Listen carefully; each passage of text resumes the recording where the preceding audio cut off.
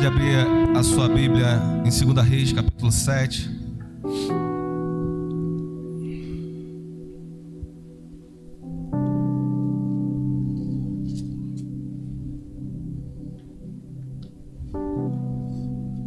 Obrigado.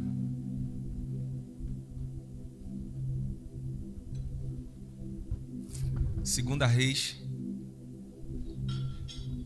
no capítulo 7.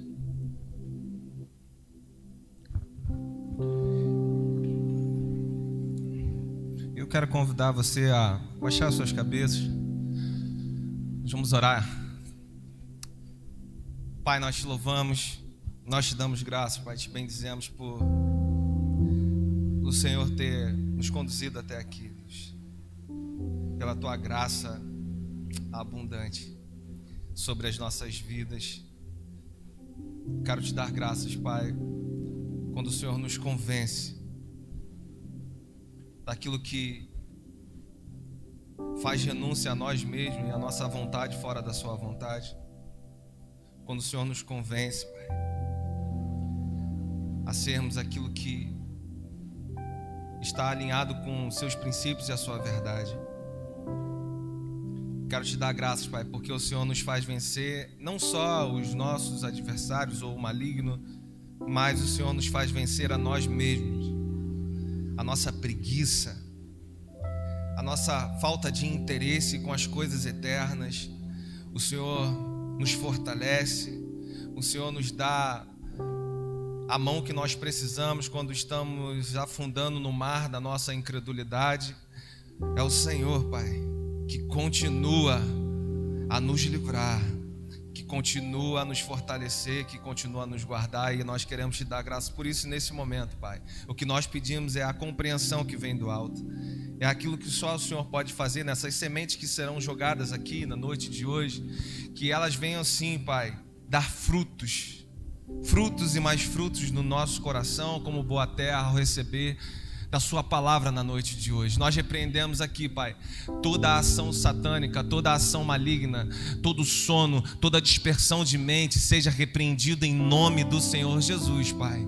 Nós, Pai, queremos entregar o nosso melhor, o nosso coração quebrantados, aquilo que o Senhor deseja fazer nessa noite de hoje em cada um de nós. Seja tudo para honra, glória e louvor do teu santo e poderoso nome. A igreja diz: amém. Glória a Deus. O título da mensagem de hoje é Decisões maduras para dias difíceis.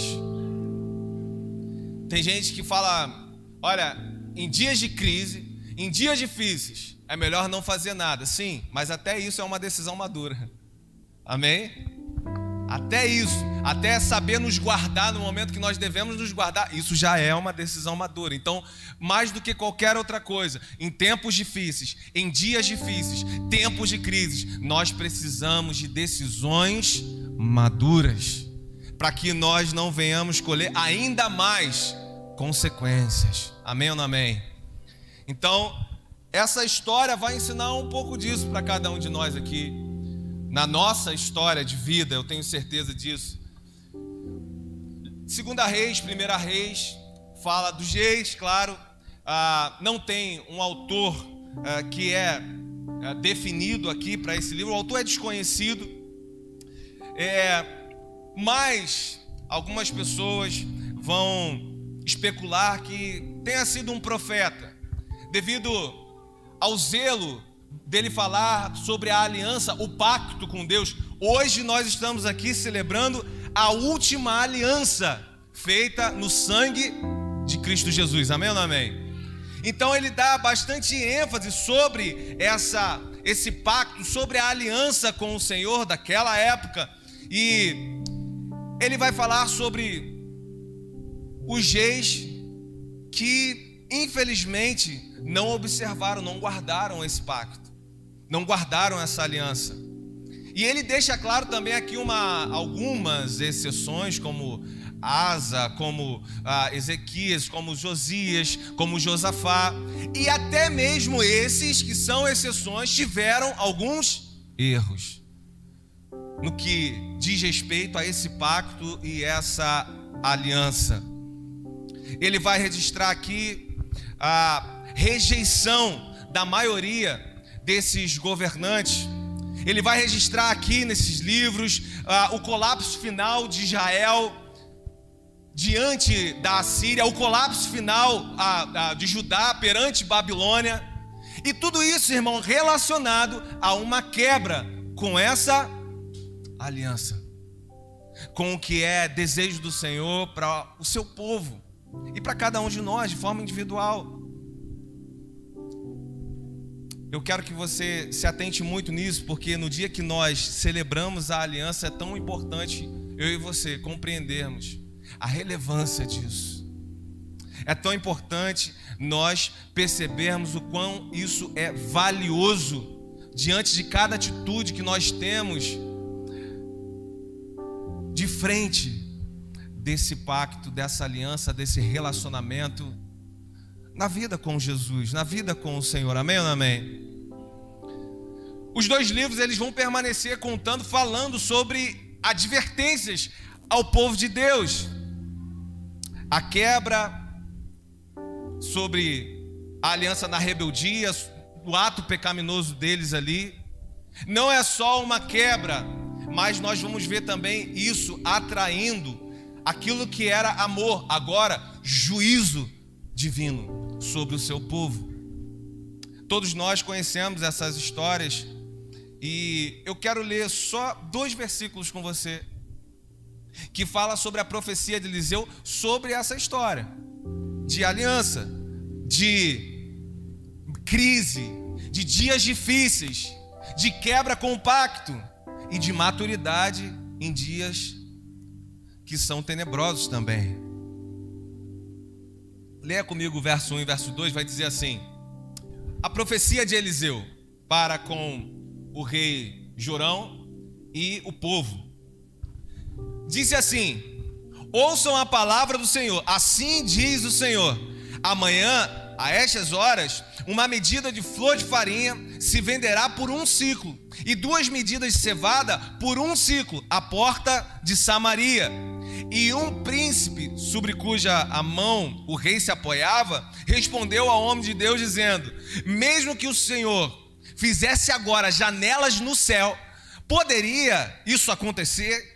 Então ele, Eliseu, disse assim: eis que tu verás com os teus olhos, mas não comerás disso. Eis, você vai ver com os teus olhos a esse príncipe que estava ali, o capitão, mas você não vai comer. A falta, irmão, de fé, a incredulidade que priva e continua privando homens e mulheres de viverem o que Deus está liberando, o que Deus está acrescentando ao seu povo.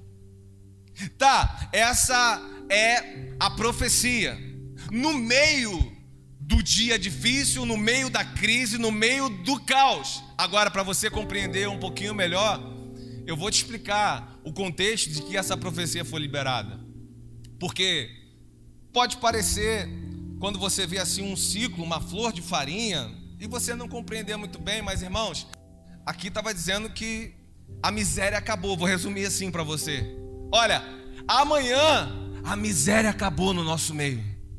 Amanhã nós não vamos mais mendigar. Amanhã não vai faltar mais o que comer na sua casa. Amanhã a nossa vida vai ser transformada de tal maneira que vocês não acreditam. Exemplificando, é exatamente isso que ele está dizendo.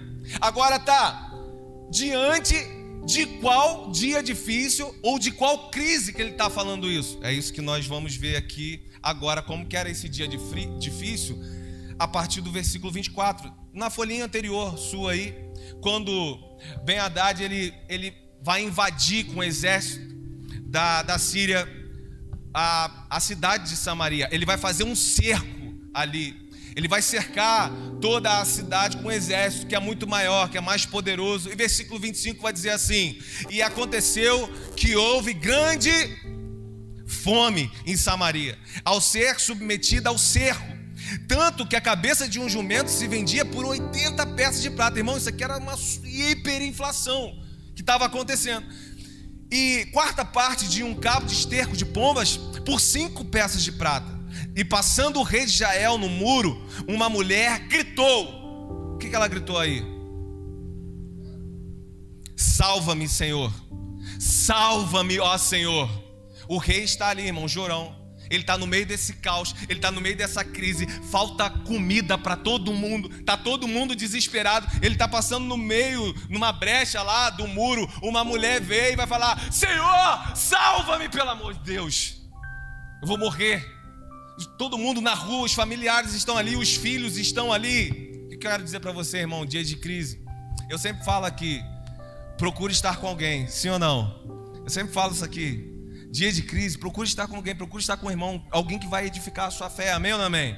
Alguém que vai trazer uma palavra de consolo, alguém que vai dar um norte, uma direção dentro dos princípios do Senhor. Sim, procure estar com alguém. Porém, tem crises que nós vamos ter que enfrentar só eu e o Senhor.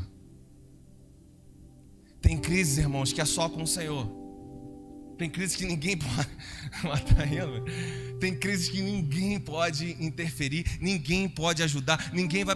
Claro, a gente tem auxílios, a gente tem amigos, sim, irmãos, na fé, mas tem crises que se o Senhor não intervir, o Senhor não fizer, ninguém vai poder fazer. Amém ou não amém? São assim, brabas. Ao ponto dele responder exatamente isso no versículo 27 para essa mulher. O rei Jorão olha para ela, versículo 27, diz assim: irmã, minha irmã, se não te salva o Senhor, porque ela chamou ele de Senhor, porém chamou o rei com R minúsculo, de Senhor com S minúsculo. E ele vai responder: se não te salva o Senhor com S maiúsculo, esse Senhor, se o nosso Deus não te salva, o que eu poderei fazer para te salvar? Da eira ou do lagar. O que ele está dizendo é: você acha que eu tenho alimento armazenado? Olha quantos dias já se instauraram essa crise, eu não tenho nada também, eu não tenho mais nada. Se não for Deus por nós agora, se não for Deus nessa crise sua, no que você está passando, no que eu estou enfrentando agora, ninguém mais pode salvar a gente. Ninguém pode nos tirar dessa condição. Muitas são as nossas crises, principalmente, irmãos, as crises internas, que só Deus para poder limpar o que foi sujo, que só Deus para nos tirar de uma condição caída através do pecado, que só Deus para poder nos fazer ficar de pé diante de uma perda de alguém próximo, de um ente querido, que só Deus para poder nos livrar da nossa própria culpa que fica anos andando dentro da gente. Tem crises existenciais que são assim. Só Deus, ninguém pode entrar com uma mão lá, ninguém pode abrir, fazer uma cirurgia, não pode. É só o Espírito Santo nos limpando, curando, sarando, trazendo a gente de volta à vida. Tem crises que se não for Ele, como o rei está falando, se não for esse Senhor, nós não podemos. Eu que sou rei, não posso fazer nada pela senhora, eu não posso fazer nada. Isaías 55, versículo 6 vai dizer assim: buscai ao Senhor enquanto se pode achar, invocai-o enquanto Ele está perto, próximo. Irmão, não perca a oportunidade de invocar o Senhor diante das suas crises. Ei, busque Ele antes de todas as outras coisas, em nome de Jesus. Olha aqui para mim, a gente costuma buscar a Ele, geralmente, quando todas as outras tentativas fracassaram, quando as outras deram errado, quando o cartão de crédito ficou sem limite, quando eu perdi o crédito, né? Quando eu não tenho, o finalzinho da conta lá foi raspado, quando, sabe, todas essas coisas, irmãos, a nossa condição financeira, o nosso plano de saúde, os nossos diplomas na parede, a nossa influência social, tudo isso, as pessoas que nós conhecemos e que podem resolver os nossos problemas, tudo isso é circunstancial. Tudo isso hoje está bem, amanhã não está.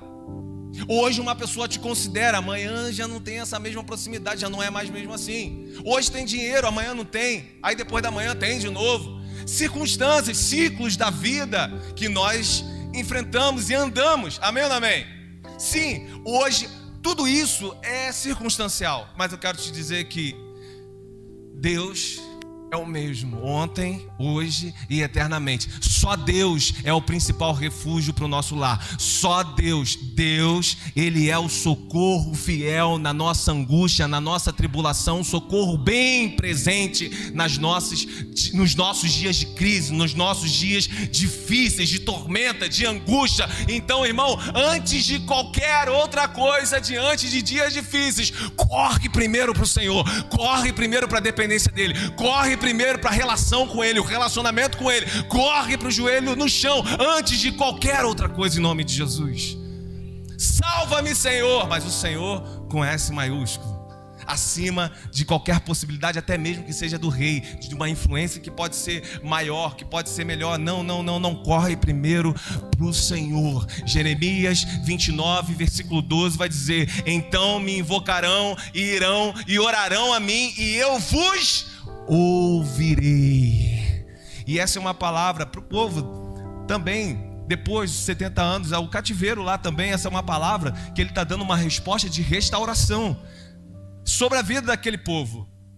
Restauração que nós precisamos de dias difíceis que vêm e costumam arrancar pedaços de nós, emocionais. E ele está falando: ei, me invoca, vai até a mim, oração, relacionamento, porque eu estou te ouvindo. Às vezes parece que não está, né? A gente às vezes não compreende o tempo e a forma do Senhor, mas a palavra diz que Ele não deixou de ouvir. Ele não deixou de desejar o relacionamento com você. E Ele está nos lembrando nisso aqui, nessa noite, diante dos nossos dias difíceis. Em nome de Jesus. Geralmente, Ele costuma ser a última opção. Quando tudo falhou, aí a gente se lembra. Não, Ele está falando assim: me busque antes de tudo. Busque primeiro a mim, o meu reino, a minha justiça, e as demais coisas, é Ele que está falando, vão ser acrescentadas na minha e na sua vida. Amém ou não amém? Dias de crise é aqui o que eles estão vivendo. E tem coisas que nós temos que enfrentar, como eu falei, ciclos da vida. Amém ou não amém?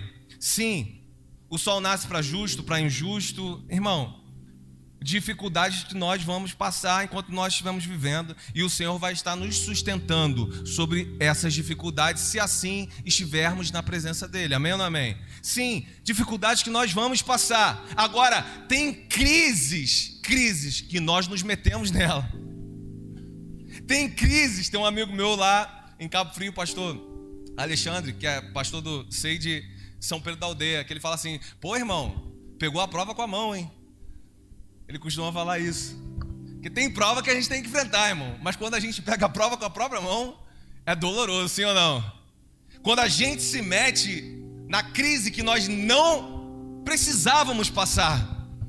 Quantos desses dias difíceis, quantas dessas crises, olhando agora na sua timeline aí, da sua história, quantas dessas crises, quando você olha para trás, você vê e você fala assim: poxa, essa daqui poderia ter sido evitada. Por quê? Como? Se eu não tivesse só ouvido os direcionamentos de Deus, mas se eu tivesse obedecido os direcionamentos de Deus, em princípios e verdade, eu não precisaria estar passando pelo que eu estou passando hoje, não só no que é externo, mas principalmente no que nós carregamos internamente. Eu não precisava estar passando por isso. É uma grande verdade. Crises que nós passamos financeiras, porque tem ali o marido, tem a esposa, e está falando: olha, bota o pezinho no freio, olha, quebra esse cartão em nome de Jesus, pelo nosso bem. E aí a gente continua obstinado e tal. A gente compra mais do que a gente pode gastar. Daqui a pouco uma bola de neve cresce. Daqui a pouco aquilo ali já é tumulto dentro de casa. Daqui a pouco já vira desespero.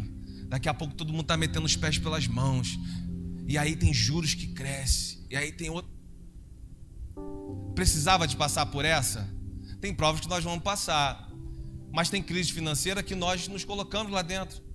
Tem crise no nosso casamento que a gente tem que passar. 2 pessoas morando junto, irmão. Tem crise que nós vamos passar e nós vamos crescer e se nós estamos de verdade nesses princípios, nós vamos amadurecer a tal ponto de saber ser melhor um para o outro, amém? De dar um passo atrás no que a gente precisa dar, reconhecer alguns erros, ser contornado ali, ser moldado ali. Sim, o que a gente vai ter que passar? Agora tem crises no casamento que são quebras de princípio, irmão. Que o Senhor o tempo todo está falando aqui, tem células que nós estamos abordando esses temas. Esse ano que não vai faltar, irmão, para os casais, Ministério da Família, vão ser esse tipo de... Inclusive esse mês começa, no terceiro domingo do mês, nós vamos estar de manhã aqui com os homens e com as mulheres separadas, em ministrações separadas. Então, não vai faltar ferramenta. Mas às vezes a gente está ali, a gente ouve... A gente sabe de um princípio que eu preciso ser como homem, como marido para minha casa, como esposa para minha casa, e eu quebro esses princípios. E lá na frente a gente vai ver aquilo dando errado, e a gente fala, essa crise eu não precisava estar passando, amém ou não amém? Não, essa a gente que se meteu, essa fui eu que me meti. É normal isso. Crises emocionais, por exemplo, pessoas que, irmão, quem passou a pandemia aí, principalmente os profissionais de saúde, eles saíram de um campo de guerra, irmão. Aqui a gente tem alguns profissionais, né, de saúde que atenderam esse tempo hospital, irmão. Você não tem noção do que isso mexeu com as pessoas que estavam ali na linha de frente, emocionalmente. Situações que nós tivemos que enfrentar, tivemos que passar. Agora, no nosso lado emocional, a gente sabe que muitas das vezes a gente já não está bem. A gente já não está bem. Aí a gente fica se alimentando do que vai piorar aquilo. Você já viu isso? Do que não combate aquilo, do que não acrescenta no que o nosso espiritual pode ajudar a combater o nosso emocional. Não. A gente se entrega a ser alimentado por qualquer coisa na internet. A ver séries, filmes, que na verdade só estão piorando esse estado emocional. A gente chega no tempo de uma crise mais grave. Essa a gente não precisava ter enfrentado, me alimentando do que realmente levou à piora do meu estado. Amém ou não amém? Isso serve para tudo. Eu estou falando do emocional, mas para o espiritual, para tudo, irmão, para tudo. Eu não sei se você tem noção do tamanho dessa crise aqui. Eu não sei se você tem noção do tamanho desse caos que eles estavam enfrentando. Eu não sei se você está em dias difíceis, em dias de crise, mas eu tenho certeza que não chegou perto a ponto, por exemplo, dessas pessoas aqui, de comerem o próprio filho, de pessoas a praticarem o canibalismo entre eles. Tamanha era o caos, o desespero, o descontrole, a fome, a falta de esperança naquele lugar, irmão. Olha aí comigo os versos 28 e 29. Você viu que ele passou, aquela mulher gritou, salva-me, Senhor. Ele falou, olha, se não for o Senhor, eu não posso. Aqui só o Senhor para tirar a gente dessa situação. Aí ele vai dizer assim, 28. Ele disse, o rei, o que você tem aí? E ela respondeu, esta mulher me disse, dai-me, rei, o teu filho para que comamos hoje, e amanhã comeremos o meu filho. Cozemos, pois, o meu filho e o comemos. Mas no dia seguinte eu lhe disse, dai-me aqui o teu filho para que comamos, mas ela escondeu o seu filho. Olha o tamanho do caos, irmão. Por que eu estou falando com você de crises que nós estamos vivendo a ponto de um desespero tamanho e que a gente não precisava estar ali? Porque essas pessoas não precisavam estar vivendo essa crise. Você acredita nisso? Isso aqui não foi uma desses ciclos que nós falamos aqui, não. Aqui eles não precisavam estar passando por isso. Agora, eu vou um pouquinho mais a fundo. Eles foram avisados por Moisés exatamente o que eles iriam enfrentar. Isso, inclusive, o canibalismo. Vocês acreditam nisso? Moisés falou, olha, se vocês derem as costas para esse pacto, para essa aliança com Deus, para os princípios com Ele, Ele vai sair E vocês vão sofrer. Vamos ler. E vocês vão sofrer o que na verdade eles estavam sofrendo aqui. Vai comigo lá em Deuteronômio 28, a partir do verso 53. Para não ficar nas minhas palavras, Deuteronômio 28, a partir do verso 53. O que está acontecendo aqui nesse verso 53? Moisés está comunicando exatamente sobre a desobediência do povo, o que pode acontecer com o povo no futuro, e que agora, o que nós lemos aqui, já estava acontecendo. A partir do verso 53 ele vai falar assim: e comerás o fruto do teu ventre, a carne de teus filhos e das tuas filhas, que o Senhor Deus te der, no aperto e no cerco com o que te angustiará o teu inimigo. Olha a mão, eles estavam cercados por aqueles exércitos, e é exatamente o que estava acontecendo. Aí ele continua assim, 54.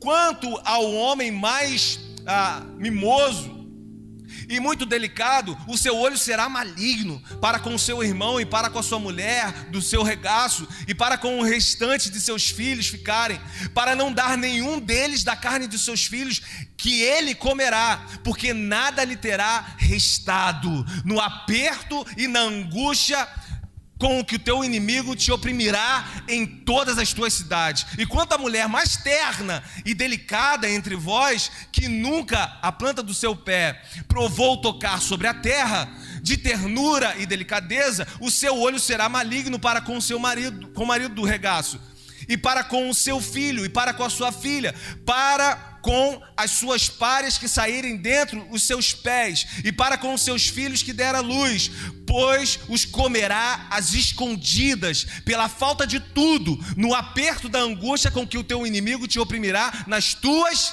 cidades. Tem palavras que o Senhor, na misericórdia dele, continua direcionando a mim e você. Sabe por quê, irmão? Não é porque ele é um Deus punitivo, não é um Deus porque ele fala. Muitas pessoas pegam assim, me perguntam isso, tá? Então, pastor, então se a gente não faz a vontade dele, é isso que ele faz, né? Ele mata a gente, ele deixa a gente passar fome, ele deixa o exército vir e invadir a nossa cidade, ele deixa a gente chegar nesses extremos. Quantos de vocês já escutaram isso aí? Aí eu respondo assim: infelizmente, você ainda não entendeu a misericórdia e a graça dele.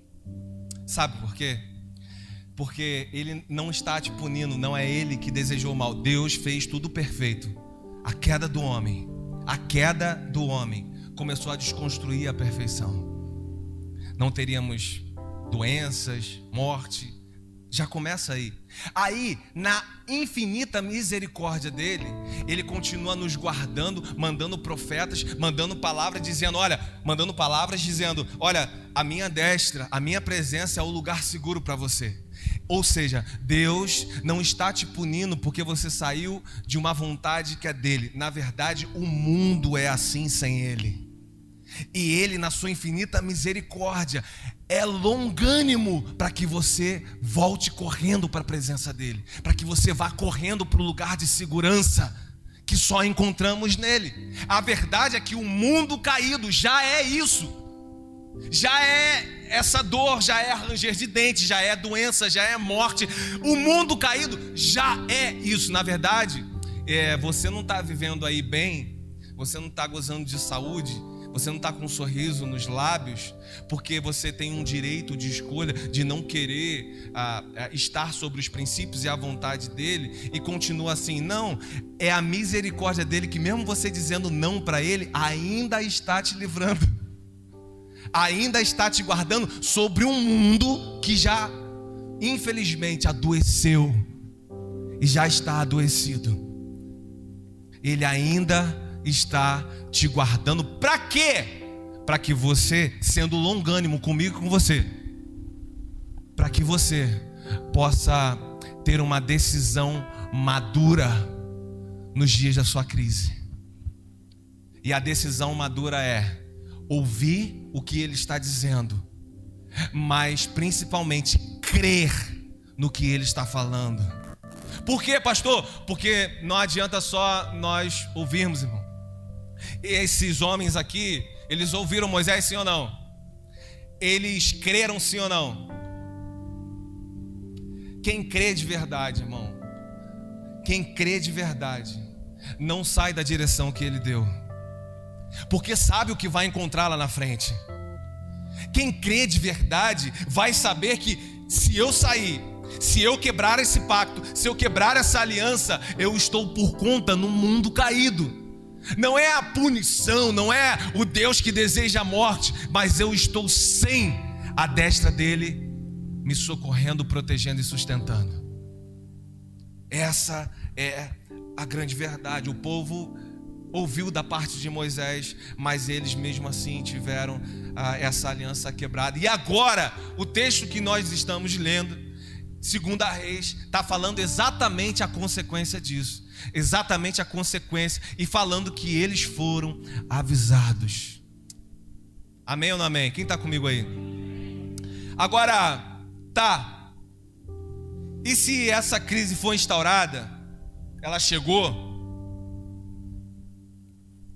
como que você reage quando você não tem mais controle sobre ela? Porque a gente reage de um jeito quando a gente ainda tem um controle. Acho que eu estou esfriando na fé, mas eu ainda consigo no culto domingo, eu ainda consigo nas quintas do avivamento, de vez em quando vou até na célula, ainda tenho um controle. Teve uma despesa extra, mas eu ganho tanto por mês, então dividindo aqui, fracionando lá e tal, dá para pagar. Eu ainda tenho um controle.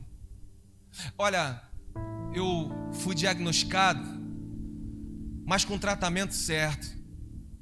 Eu acho que dá para me safar. Ainda existe um controle. Agora, e quando não tem mais nenhuma garantia? E quando você não pode dirigir a crise? E quando você não pode controlar o dia mais difícil? Quando saiu de todas as suas possibilidades de reger isso, eu quero te fazer uma pergunta aí, nessa hora, como que você reage? O rei Jorão vai, no verso 30, se sentir incapaz. Ele vai dizer: e quando o rei ouviu as palavras daquela mulher, rasgou as suas vestes e passou assim pelo muro, e chegou a ver o povo, as vestes do cilício que trazia anteriormente sobre a sua carne. Rasgou ali a sua, mas não em arrependimento, irmão, é desespero. No verso 31, ele fala assim: assim me faça Deus, e assim me acrescente, se a cabeça de Eliseu, do profeta, filho de Safate, ficar sobre ele hoje. O que ele está dizendo, irmão? Aqui, quando ele era rei, controle sobre todas as coisas, governante. Quando não tem mais o controle dele, quando não dá mais para ele negociar com o exército inimigo, quando não tem mais jeito, ele reage de uma forma. Primeiro ele se sente incapaz diante de tudo que está acontecendo, depois ele fica desequilibrado, depois ele fica muito nervoso e ele começa a fazer ameaças ao profeta que um capítulo antes livrou ele e livrou todo o povo de ser morto. A esse profeta que os inimigos ficavam nervosos porque não conseguiam entrar na cidade, porque o profeta tinha revelações. Aí Deus falava para ele: olha, o povo vai vir por ali. E ele avisava o rei antes, Jorão, e eles conseguiam ir lá e conter o avanço do inimigo. Ou seja, esse que tanto ajudou, esse que tanto livrou ele da morte e o povo da morte, agora no desequilíbrio dele, aonde ele perdeu o controle, na crise que ele está vivendo, no dia difícil que ele está vivendo, ele começa a apontar até essa pessoa que ajudou ele tanto e dizer: eu mato essa pessoa hoje a culpa é dele. Sabe por que agora ele não teve uma visão? Por que agora ele não teve uma revelação? Por que ele não falou nada antes disso acontecer? em quantas e quantas e quantas das nossas crises, no meio das nossas crises, nós perdemos o controle, ficamos desequilibrados, queremos culpar a outras pessoas. Em quantas e quantas da nossa crise a gente começa a apontar o dedo, até mesmo para aquela pessoa que nos ajudou a vida inteira, aquela pessoa que nós tivemos ajuda da parte dela, e falar: agora você que é o culpado, porque no meio de crises mais extremas que eu e você enfrentamos, nós estamos sempre, irmão, querendo achar um culpado, às vezes até que seja nós mesmos. Sempre tem que ter essa causa. Ele reage dessa forma aqui, perdendo totalmente o controle sobre o profeta que tanto e tanto e tanto lhe ajudou o povo. E o que eu tenho a dizer para você é que em dias difíceis, olha aqui para mim, dias de crise, para de querer achar culpados, irmão. Se concentre na solução. Dias de angústia, dias de temores, dias mais confusos, para de querer apontar o dedo, irmão. Concentre todas as suas forças, toda a sua energia, todo o seu olhar em soluções. Quem está desequilibrado não consegue perceber o ponto de solução. Às vezes ela está ali na nossa frente, mas a confusão foi tão grande, a crise é tão grande, que a gente está ali, irmão, exatamente como Jorão, exatamente como esse rei. E quando nós temos a mesma reação, nós não vamos ter essa tal maturidade que precisamos para nos concentrarmos naquilo que realmente pode solucionar o meu e o seu problema, o meu e o seu dia difícil. Perceba a falha que aconteceu, perceba ou conserte aquilo que aconteceu, se arrependa se for preciso, faça o caminho de volta se for necessário, mas comece a encontrar os pontos de solução em nome de Jesus. Às vezes nós caímos em certas crises como essa que está acontecendo aqui, simplesmente por nós queremos ser reis na nossa vida. Esse rei aqui, eu sou o rei, eu decido, eu faço, sou eu que dou a direção, sou eu que falo sim, sou eu que falo não, até que bate o vento da miséria, até que bate o vento de enfermidade, um vento de falência, até que bate ventos da pandemia, como nós sofremos aqui, situações que vão provar para mim e para você que nós não somos tão reis da nossa vida assim, nós não somos tão poderosos assim, nós não temos o controle de tudo, não, nas nossas mãos. Aí é que nós, nesse momento, ou nos apavoramos como esse rei, ou nós podemos ter algumas mesmas reações de 4 leprosos que estão aqui nessa mesma crise um pouquinho mais na frente do texto. Eu quero, em nome de Jesus, que no dia que for mais difícil, no dia mau, no dia tempestivo, no dia que você acorda e você fala assim: poxa, hoje era melhor, quem dera se eu pudesse ficar em casa, se eu pudesse ficar na cama, porque hoje, pastor, hoje está difícil, já começou cedo em casa. Tem dias mais tempestivos, tem dias que são assim. Você lembrar dessa palavra e dizer assim: eu não vou reagir como aquele rei Jorão, obstinado. Eu prefiro ter maturidade diante daquilo que me atormenta. Eu prefiro ter maturidade diante daquilo que me apavora, daquilo que me deixa com medo. Eu prefiro ter maturidade diante daquilo que quer trazer confusão na minha vida. Eu prefiro ter maturidade diante dessa crise, desse dia mau, desse dia difícil. Sim, eu prefiro ter essa maturidade. Vai comigo lá para o versículo 3. É logo após os 2 textos que nós lemos, que fala da profecia de Eliseu. Logo após, vai dizer assim: e havia 4 homens, preste atenção nisso, 4 homens leprosos na entrada da porta da cidade, aos quais disseram um para o outro: para que nós estamos aqui até que morramos? Presta atenção nisso. Se tratarmos de entrar na cidade, pela fome que há na cidade, morreremos nela. E se ficarmos aqui, também morreremos. Vamos, pois, agora e passemos ao exército dos sírios. Se eles nos deixarem com vida, viveremos. E se nos matarem, morreremos. Olha aqui para mim. Eles eram leprosos, eles já estavam à porta da cidade.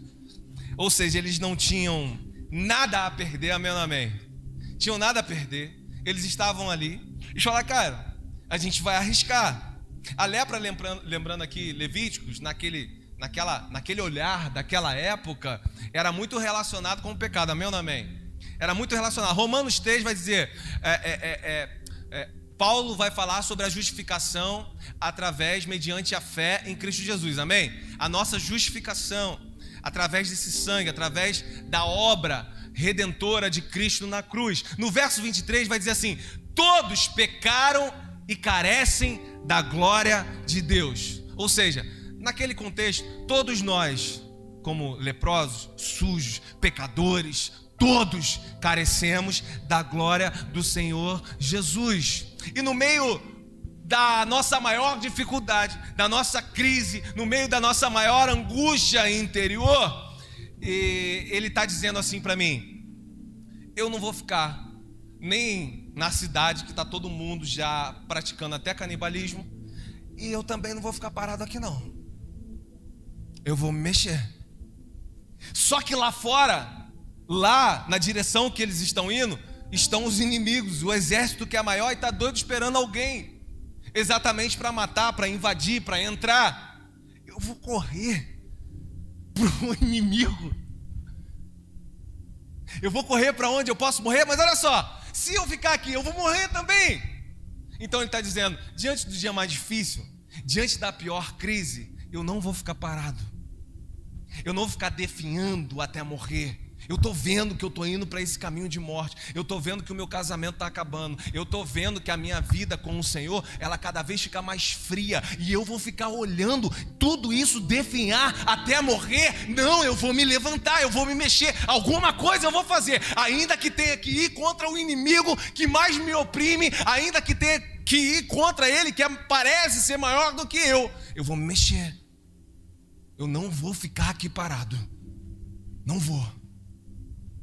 Eu não sei o quanto que isso fala com você, mas logo no próximo verso, no verso 5, a atitude desses leprosos foi exatamente se levantar diante da sua pior crise.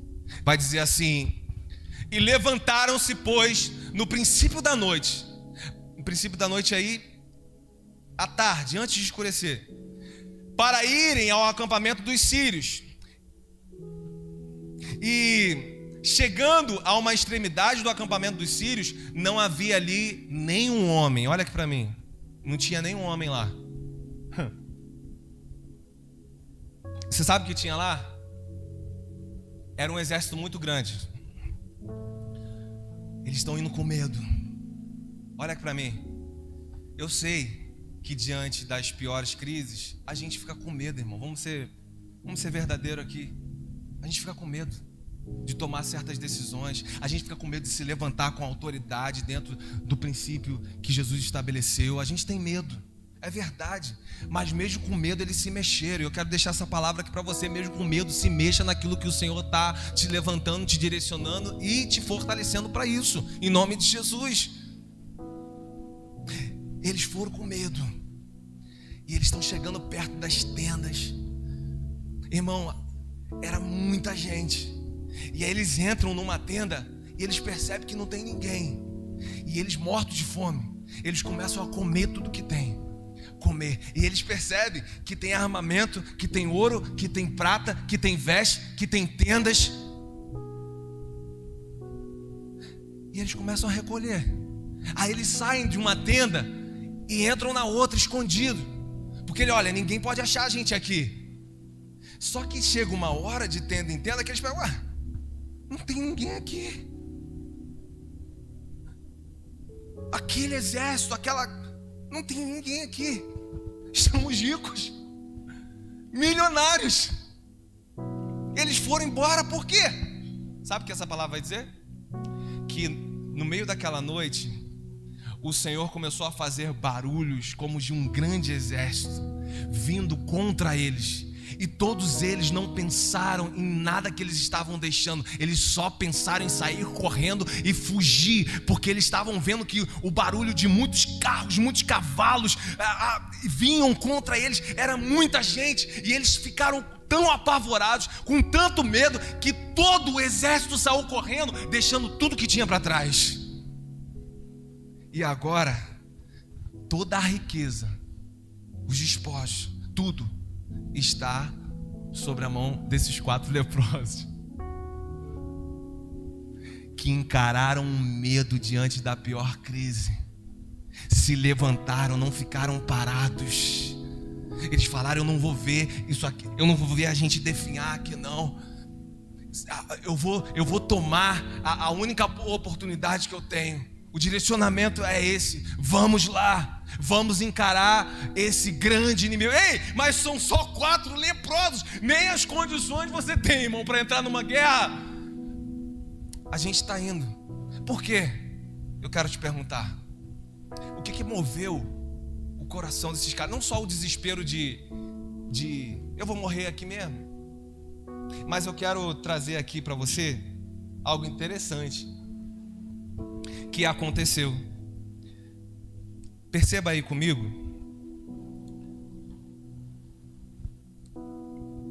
que eles lançaram fora esse medo, eles mergulharam na oportunidade de vida, porque eles já estavam a caminho da morte.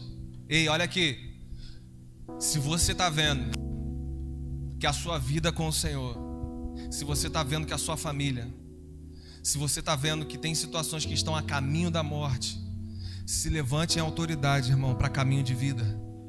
Ei, eu sei que dá medo, de certas decisões dá medo, mas só que enquanto você vence o medo na força do Senhor, o Senhor, Ele está enviando barulhos contra os seus inimigos. Aquilo que você não pode guerrear, aquilo que você não pode fazer, eles aproveitam essa oportunidade. Coragem nos dias de crise vai nos levar a dias melhores. Eu vou repetir isso, porque eu sei que está faltando coragem para algumas pessoas aqui. Eu vou repetir isso. Coragem nos dias de crise vai nos levar a dias melhores. Mas é verdade, eu sei. Você vai falar para mim, eu sei. É verdade que dias de crises extremas, nós geralmente nos amedrontamos. Diante de situações que são extremas, nós falamos: é melhor não mexer com isso agora. É melhor não dar esse... Pode causar alguma coisa mais grave. É melhor não fazer isso agora. E o que vai fortalecer a minha e a sua coragem para esses dias difíceis? Alguém tem essa resposta aí? O que vai nos fortalecer? Eu vou te dar uma resposta. Primeiro, manter a fé. Segundo, você nunca deixar de confiar na palavra que Deus te deu. Manter a fé e nunca deixar de confiar nos direcionamentos que vêm da parte do Senhor através da palavra dele. Porque o que está na palavra dele é garantia da parte dele. Não do que o pastor fala, ou de que alguém falou, não, do que o Criador de todas as coisas estabeleceu através da palavra que é dele. Então, nessa palavra, nós podemos confiar.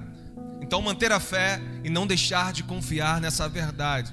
Eu quero agora aqui te lembrar, é o que eu ia dizer, que esses leprosos, acompanhem comigo no verso 3.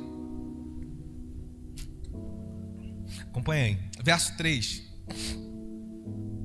Vai dizer assim, bota aí pra gente aqui, verso 3. Havia 4 leprosos junto a... Aonde? Tá. Tinha 4 leprosos na porta da cidade. Agora coloca aí no verso 1. Eliseu respondeu: ouçam as palavras do Senhor. Assim diz o Senhor: amanhã por volta desta hora,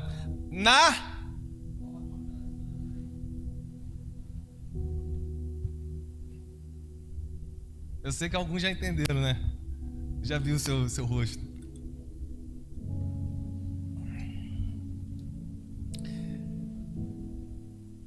Eliseu estava na porta da cidade, profetizando que aquela miséria ia acabar.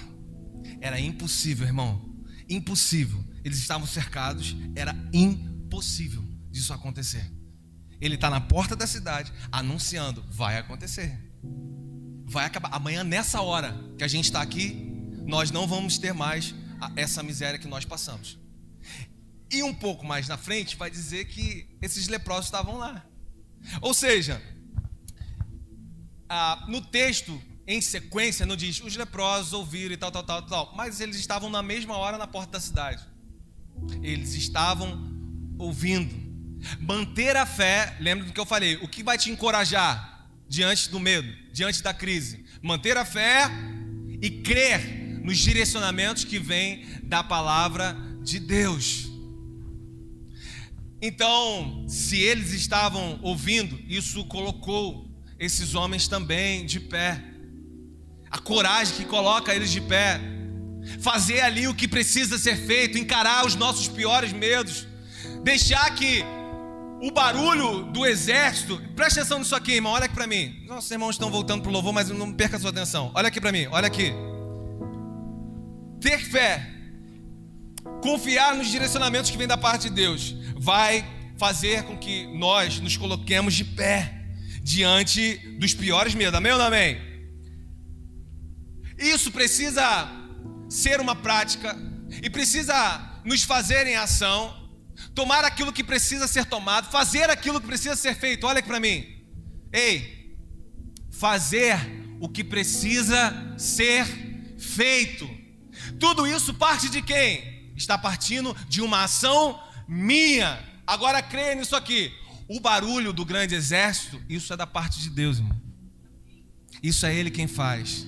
Isso é Ele que opera. É só Ele que pode realizar. Exatamente o que o rei falou para aquela mulher: se não for o Senhor, nada eu posso fazer. Isso é Deus quem faz. Salmo 37, no versículo 5, vai dizer: entregue o seu caminho ao Senhor, confie nele. E o mais, é Ele quem vai fazer. É Ele que fará. Nós precisamos confiar e precisamos entregar o nosso caminho a Ele. Agora, a mesma palavra vai dizer no verso 2 que aquele príncipe que estava ali na porta, estava junto com o rei ali, ele não creu, ele repreendeu e na verdade ele chegou a debochar, falando: nem se as janelas do céu se abrirem aqui, irmão. Isso vai ser possível? Isso não tem como isso acontecer. E ele começa a debochar não só do profeta, mas olha aqui para mim, ele começa a debochar daquilo que vem da parte de Deus. Irmão, ele não só traz a incredulidade, ele só não crê, mas ele está dizendo ali: é impossível disso acontecer. E o que Eliseu vai passar para ele é que, devido a essa incredulidade, a esse deboche, ele fala assim: olha, você vai ver amanhã aqui do que Deus é capaz, porém você não vai desfrutar com o povo dele. Por que eu estou trazendo isso para você, irmão? Porque nós podemos ser nos nossos momentos de crise, a gente pode ser o rei Jorão, o destemperado, desequilibrado, que ameaça todo mundo, que quer colocar a culpa em todo mundo. A gente pode ser Eliseu, que vai profetizar aquilo que o Senhor está falando à nação, está falando ao povo. A gente pode ser um incrédulo, como esse príncipe aqui.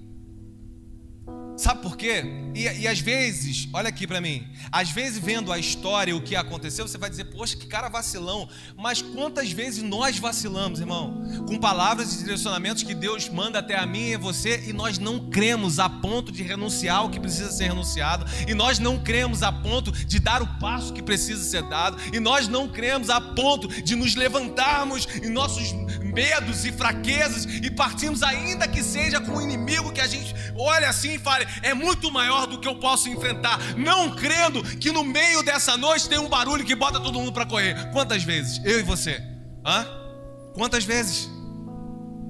Então a gente percebe que esse cara não é que ele era tão vacilão. Ele foi incrédulo na hora que não deveria ser. E Deus está despertando isso aqui em alguns corações. Não seja incrédulo diante de palavras que Deus tem direcionado você. Não seja incrédulo diante daquilo que Ele está falando, que Ele vai operar e que Ele vai fazer. Em nome de Jesus, irmão. Sabe por quê? Por que eu trago isso aqui com muito temor no meu coração, irmão? Para mim e para a sua vida. Porque no versículo 17, a consequência disso acompanhem comigo: e o rei havia posto à porta aquele príncipe em cuja mão ele se apoiava, e o povo o atropelou na entrada e ele morreu, conforme o que havia dito o homem de Deus, e o que tinha falado quando o rei desceu a ele. Esse homem viu, porém não desfrutou de nada do que Deus fez no seu povo. O rei tinha botado ele na porta para controlar, só que o pessoal veio numa fome tão grande, porque aqueles leprosos, eles voltaram, eles falaram, eles estavam ali com o povo todo sabia, e ele foi atropelado no meio daquela porta. Ele viu o poder de Deus, ele viu que Deus pode realmente operar, porém a palavra do profeta se cumpriu. Quando nós agimos com incredulidade, tem morte espiritual acontecendo dentro da minha e da sua casa, irmão.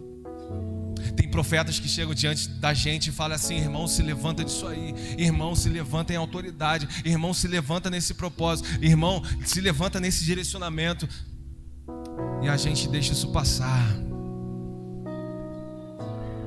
e nós somos atropelados não por pessoas famintas, mas acabamos sendo atropelados pela própria vida. A gente veio e parece que um trator passou sobre nós, sobre as nossas emoções, e a gente precisa carregar com muito temor essa palavra. E também podemos ser os leprosos. Esses ouviram, esses aqui creram, esses se levantaram em coragem, olha aqui para mim, esses mergulharam na única oportunidade que tinham. Vou repetir: tem pessoas com uma oportunidade aberta na noite de hoje. Mergulhe, porque talvez, assim como foi com esses homens e aqueles que não creram também, era a única oportunidade que havia. Eles mergulharam, eles creram, eles se levantaram, eles experimentaram não só de uma grande vitória, eles experimentaram de uma grande experiência com esse Deus que pode todas as coisas. Só que, olha aqui para mim, irmão, no meio dessa conquista, no meio dessa vitória, eles se sentiram mal. Sabe por quê? Você sabe? Tá lá, eles estão lá, eles ficaram ricos, foram saciados e se sentiram mal ali, naquele momento.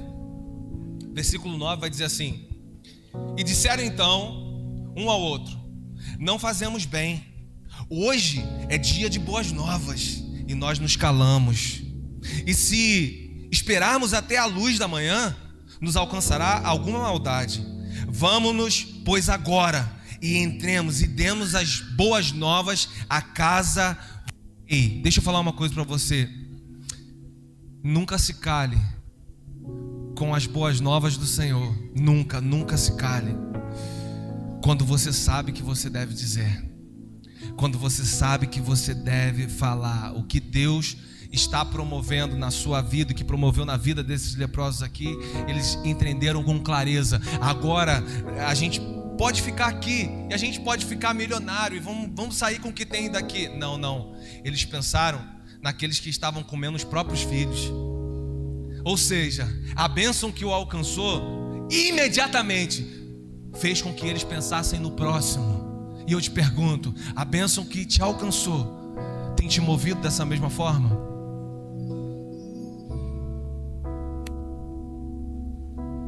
Você imediatamente olha para onde ontem era necessidade dentro da sua casa, era necessidade. Qual que é a necessidade, irmão? Necessidade da presença de Deus, necessidade financeira, necessidade de uma família bem estruturada. O que era necessidade, falaram: não vamos ficar só pra gente não, vamos atender a necessidade, vamos suprir com isso daqui, dar as boas novas, contar o que Deus fez, vamos falar para todo mundo, vamos lá, vamos fazer alcançar todo mundo. Esse é o sentimento que te move nessa aliança aqui com o Senhor Jesus. Imediatamente eles correm para dar essas boas novas, versículo 9, versículo 10. E nos deixam uma lição a toda essa história. Dias de crise, olha aqui para mim. Ter maturidade em dias de crise é ser profeta na sua casa. E é falar sobre a vontade de Deus. Tá tudo pegando, irmão. Tá tudo desgovernado, parecendo pra gente. Mas Deus não perdeu o controle de nada. Por que não ter uma palavra então da parte dele nesse momento? Ainda que seja para conserto, irmão. Por que então nesse momento não falar dele, sobre a sua palavra, sobre a sua vontade? Não, ei, em nome de Jesus, irmão. Ficou tudo mais difícil. Esquece de achar uma pessoa para condenar e para ela ser culpada daquilo ali, ainda que essa pessoa seja você. Vou repetir. Para de perder o tempo no dia de maior tumulto, de maior instabilidade, de querer condenar alguém, ainda que seja você, e ficar ali se condenando, e ficar ali se amargurando, e ficar ali totalmente prostrado diante dessas acusações. Ei! Se levanta na palavra que o Senhor tem liberado. Amanhã isso aqui vai ser diferente. Amanhã não tem mais crise. Amanhã tem comida para todo mundo. Amanhã a história é outra. Se levanta diante das verdades de Deus que tem vindo sobre a sua vida, em nome de Jesus. Se levante em fé. Se levante em confiança. Se levante na autoridade do nome de Jesus. Se coloque de pé. Se levante mesmo, literalmente. Se levante diante dessa dor. Se levante diante dessa crise. Se levante diante desse luto. Se levante diante dessa instabilidade. Se levante diante desse tempo difícil. Se levante diante daquilo que parece hoje não ter a solução. Se levante diante daquilo que você perdeu o controle, mas foi você que perdeu. Crises que acontecem ao longo da nossa vida e crises que nós nos metemos também nelas. Ei, o Senhor está nos trazendo uma palavra hoje aqui, irmão. Você pode se perder no meio dela, ou você pode ter maturidade no meio dela. Você pode se perder a ponto de morrer nessa crise, ou você pode ter maturidade a ponto de viver o melhor de Deus, mesmo sobre essa crise. O Senhor me alimenta em vigor na noite de hoje. O Senhor me alimenta em convicção na noite de hoje, de que ainda que eu esteja indo naquele caminho, ainda que eu tenha só 3 amigos, e esses 3 amigos são deficientes,